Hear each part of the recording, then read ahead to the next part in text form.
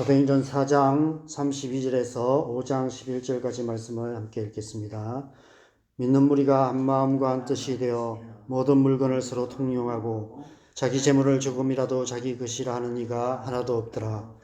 사도들이 큰 권능으로 주 예수의 부활을 증언하니 무리가 큰 은혜를 받아 그 중에 가난한 사람이 없으니 이는 밭과 집 있는 자는 팔아 그 판 것의 값을 가져다가 사도들의 발 앞에 두매 그들이 각 사람의 필요를 따라 나누어 줌이라. 구브로에서 난 레이족 사람이 있으니 이름은 요셉이라. 사도들이 일컬어 바나바라 번역하면 위로의 아들이라 하니 그가 밭이 있음에 팔아 그 값을 가지고 사도들의 발 앞에 두니라.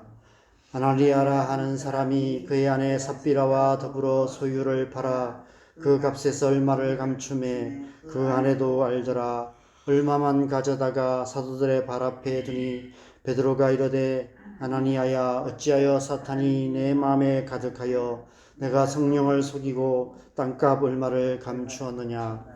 땅이 그대로 있을 때에는 내 땅이 아니며 판 후에도 내 마음대로 할 수가 없더냐.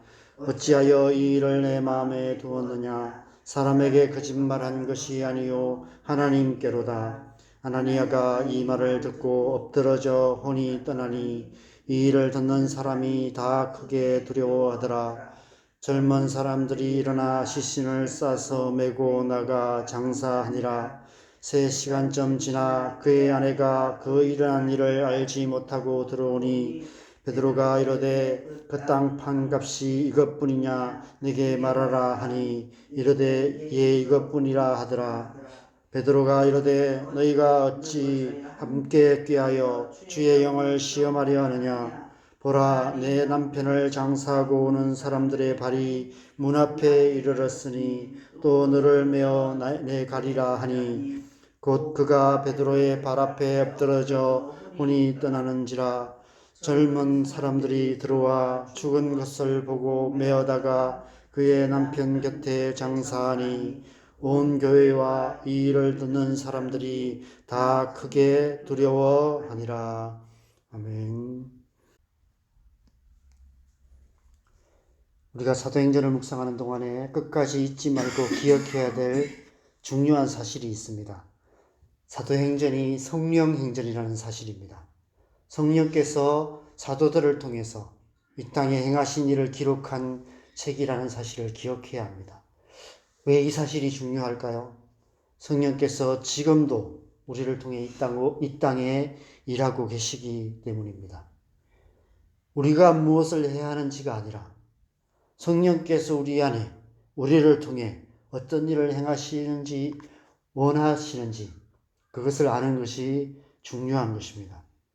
물론 그것은 다른 말씀을 묵상할 때도 마찬가지죠. 모든 성경은 성령의 감동으로 쓰여진 하나님의 말씀이기 때문에 그 말씀을 읽고 듣고 묵상할 때 성령께서 우리에게 무엇을 말씀하시는지를 귀 기울여야 하고 우리 안에 어떤 일을 행하기 원하시는지를 초점 맞춰서 그것에 대해서 묵상하고 또 깨닫는 것이 중요한 것 같습니다. 그러면 우리가 무엇을 해야 하는지가 더욱 분명해집니다. 성령께서 우리 안에 그리고 우리의 삶에 그 일을 행하시도록 맡겨드리는 일입니다. 그래서 기도해야 하는 것이죠. 그것을 기도해야 하는 것입니다. 우리의 어떠함을 내려놓고 우리가 무엇을 해야 될지를 내려놓고 성령께서 우리 안에 원하시는 그 일을 행하시도록 온전히 맡겨드리며 기도해야 합니다. 성령의 도우심을 구하며 성령의 인도하심을 구하며 성령의 은혜를 구해야 하는 것입니다. 날마다 성령 충만을 구해야 하는 것입니다. 오늘 본문에서 우리는 이 땅에 임한 하나님 나라의 아름답고 순전한 모습을 보게 됩니다. 믿는 무리가 한 마음과 한 뜻이 되어 모든 물건을 서로 통용하고 자기 재물을 조금이라도 자기 것이라 하는 이가 하나도 없더라 말씀합니다. 그 중에 가난한 사람이 없었다라고 말합니다. 각 사람의 필요를 따라 나누었다라고 말씀하고 있습니다. 태초부터 지금까지 온 인류가 항상 꿈꾸어왔고 여러 모양으로 시도해 왔었던 그러나 한 번도 성공한 적 없었던 이상적인 사회, 이상적인 공동체, 이상적인 세상이 이루어진 것입니다. 하나님의 나라가 이루어진 것입니다. 어떻게 이런 일이 가능했습니까? 수년, 수십 년에 걸쳐서 점진적으로 이루어진 일이 아니었습니다. 사도들과 초대교회 성도들이 오랫동안 전략을 짜고 프로그램을 만들어서 교육하고 제자 훈련하고 간절히 기도하고 그렇게 공들여 쌓은 업적이 아니었습니다. 호련히 급하고 강한 바람처럼 임하신 성령의 역사하심으로 말미암아 한순간에 일어난 일이었습니다. 어제 본문 마지막 말씀에서 모인 곳이 진동하는 성령의 강력한 역사하심이 나타났습니다. 무리가 다 성령으로 충만하게 되었습니다. 그리고 곧바로 오늘 본문에 이런 일들이 일어나게 되었던 것입니다. 자기 재물을 조금이라도 자기 것이라 하는 이가 하나도 없더라. 여러분, 인간에게 있어서 소유욕이라는 것은 그 누구도 뿌리 뽑을 수 없는 가장 뿌리 깊은 죄악된 본성 중에 하나입니다. 우리는 예수님을 믿습니다. 많은 성도들이 오랫동안 신앙생활을 합니다. 그럼에도 불구하고 우리 자신을 바라볼 때, 또 성도들의 삶을 바라보면 욕심이 끝이 없는 모습을 보게 됩니다. 욕심으로부터 자유하지 못하는 우리의 모습을 보게 됩니다. 돈 욕심에 사로잡혀 살고 있는 우리의 모습들, 재물에 대한 욕심에 사로잡혀 있는 우리의 모습들, 이 세상의 탐욕에 사로잡혀 살아가는 우리의 연약한 모습들이 많이 있습니다. 그렇게 살고 싶지 않죠. 자유하고 싶습니다. 그럼에도 불구하고 그 마음이 너무 커서 결국은 또 그렇게 하고 있는 우리의 모습을 보게 됩니다. 어린아이가 어느 날 내 거야 라고 소리치기 시작하는 순간부터 소유욕은 우리의 삶의 방향을 좌우하는 중요한 요소가 됩니다. 그날로부터 시작해서 이 세상 사는 동안 다른 사람들보다 더 좋은 것을 더 많이 소유하려는 끝없는 욕심에 사로잡혀 살아가게 됩니다. 그래서 결국 이 세상을 빈익빈 부익부의 세상으로 만들어가게 되는 것입니다. 가진 자는 점점 더 많은 것을 갖게 되고 가난한 자는 점점 더 가난하게 되어서 이 땅에는 하루 한 끼도 먹지 못하고 굶어 죽어가는 수많은 사람들이 생기게 되는 것입니다. 저와 여러분도 정도의 차이만 있을 뿐 크게 다르지 않을 것입니다. 사도들과 초대교회 성도들도 이때까지는, 이 사건이 있기 전까지는 마찬가지였습니다. 우리와 똑같이 살았겠죠. 그런데 성령의 강력한 역사하심으로 말미암아 모든 사람들이 소유욕으로부터, 욕심으로부터 자유하게 되었습니다. 자기 재물을 받는데 그것이 내 것이라는 생각이 조금도 안 드는 것입니다.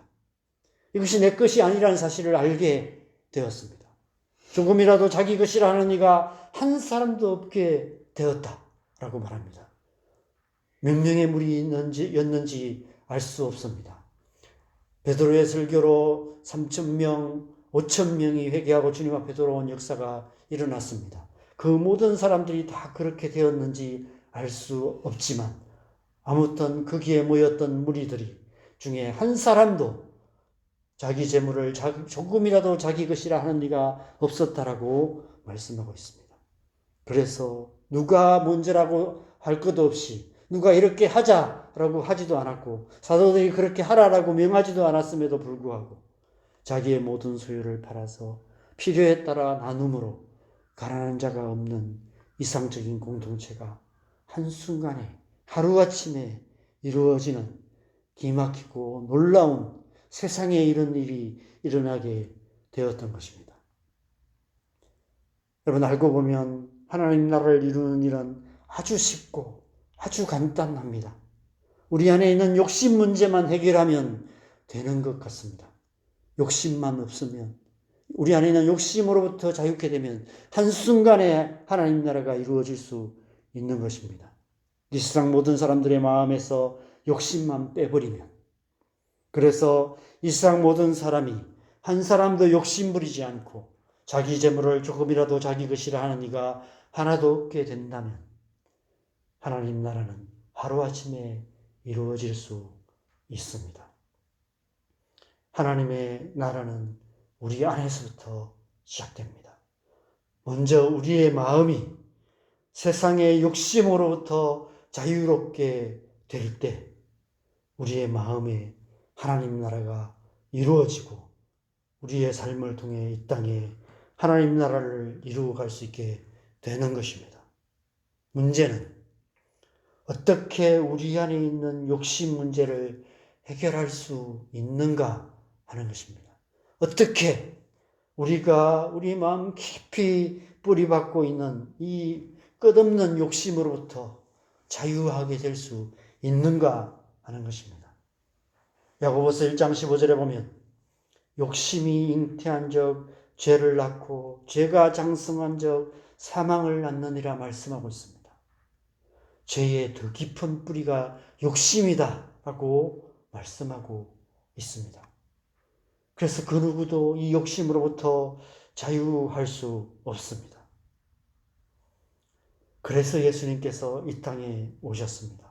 이 땅에 오셔서 십자가에서 죄의 문제를 해결하셨습니다.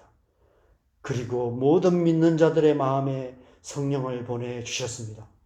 왜 성령께서 우리 마음에 오셨을까요? 우리 마음에 거하시며 우리의 마음을 새롭게 변화시켜 우리의 마음을 모든 욕심으로부터 자유롭게 하시기 위해서입니다.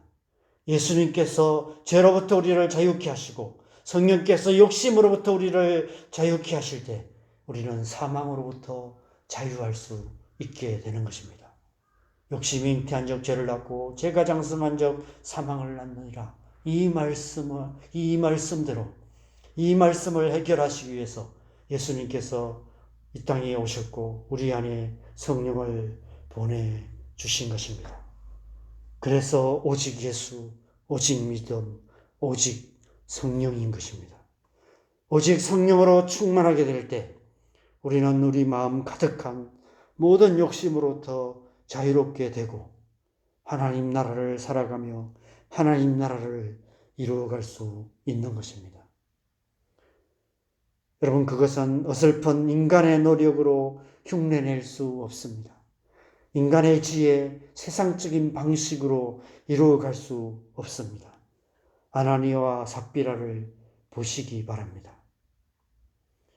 아나니아와 삽비라가 한 일을 오늘날 교회에서 한다면 믿음 좋은 사람이라고 칭송받을 수 있습니다. 오늘날 교회는 아나니아와 삽비라 같은 사람을 분별해내지 못하는 것 같습니다. 오히려 그런 사람들을 장로로, 권사로, 직분자로 세웁니다. 그로 인해 교회가 어려움을 겪는 일들이 수없이 많이 일어나고 있습니다. 교회는 예수님께서 이 땅에 세우신 새 에덴 동산과 같습니다. 교회 위에 아버지께서 약속하신 성령으로 세례를 베푸셔서 태초의 에덴 동산에서 내 강물이 흘러나와 온 땅을 적셨듯이 성령의 강물이 새 에덴 동산 교회를 통해서 이 땅에 흘러나와 온 땅을 적셔서 하나님 나라를 이루어가게 하신 것입니다. 교회는 날마다 성령으로 충만하여 오늘 본문에서 찬란하게 빛나기 시작한 이 아름답고 순수한 하나님 나라를 온 땅과 열방 가운데 예루살렘과 온 유대와 사마리아와 땅 끝까지 이루어가게 해야 하는 것입니다. 아나니아와 삽비라가 왜 이런 일을 행했을까요? 아마 어떤 불순한 동기가 있었을 것입니다. 순수하지 못한 동기, 성령으로부터 시작된 일이 아니었던 것입니다. 성령께서 그 마음을 움직이시고 성령의 충만함으로 이 일을 행한 것이 아니라 어떤 인간적인 어떤 방식, 세상의 방식으로 그들이 원하는 무언가를 얻으려고 했겠죠. 인간적인 관점에서 생각하면 아나니아와 삽비라의 이 죽음이 이해가 안 될 수 있습니다. 뭐 크게 그렇게 죽을 만한 짓을 행한 것이 아니라고 우리가 생각할 수 있는 것 같습니다. 뭐 도덕적인 관점에서나 뭔가 어떤 세상적인 관점에서 크게 나쁜 짓을 한 것은 아니었던 것 같습니다. 오히려 자기의 소유를 팔아서 그 일부만을 바치는 그러한 일을 했음에도 불구하고 아나니아와 삽비라가 죽음을 당한 것이죠. 여러분, 인간적인 관점에서 생각하면 아담과 하와가 선악과를 따먹은 것도 마찬가지입니다. 그 과일 하나 먹는 것, 그것이 뭐 큰 죄라고 온 인류가 이렇게 고통받게 되었느냐라고 우리가 신앙의 초기에 이 선악과에 대한 수많은 질문들을 하게 됩니다. 그런데 우리는 그것이 왜 죄인지 압니다. 아나니아와 삽비라는 지금 새해된 동산에 가만히 들어와 교회가 다시 선악과를 따먹도록 유혹하고 있는 것입니다. 성령으로 행하지 않고 인간적인 방식, 세상의 성공의 방식으로 그럴듯한 행위를 하고 있었던 것입니다. 여러분, 아나니아와 삽비라가 그렇게 교회에 들어와서 이 사람들이 지도자가 된다면 초대교회가 어떻게 되었겠습니까? 오늘날 이 땅에 교회가 겪고 있는 문제들이 초대교회부터 일어나서 순식간에 초대교회는 엉망이 되고 말았을 것입니다. 사도들은 성령의 지혜로 그 속에 역사하는 강교한 옛 뱀의 괴계를 간파했고 단호하게 물리칠 수 있었던 것입니다. 그래서 이 사건 이후에 오히려 교회가 더욱 든든히 서가게 되었다라고 말씀하고 있습니다. 여러분, 우리가 오늘 본문을 통해서 구해야 할 것이 바로 이런 은혜입니다. 우리를 성령으로 충만케 하셔서 우리의 모든 욕심을 버리고 하나님 나라를 이루어가는 삶을 살아갈 수 있도록 성령의 충만함을 구해야 하는 것이죠. 우리가 날마다 성령의 충만한 삶을 살아가야 할 이유가 바로 이 때문입니다.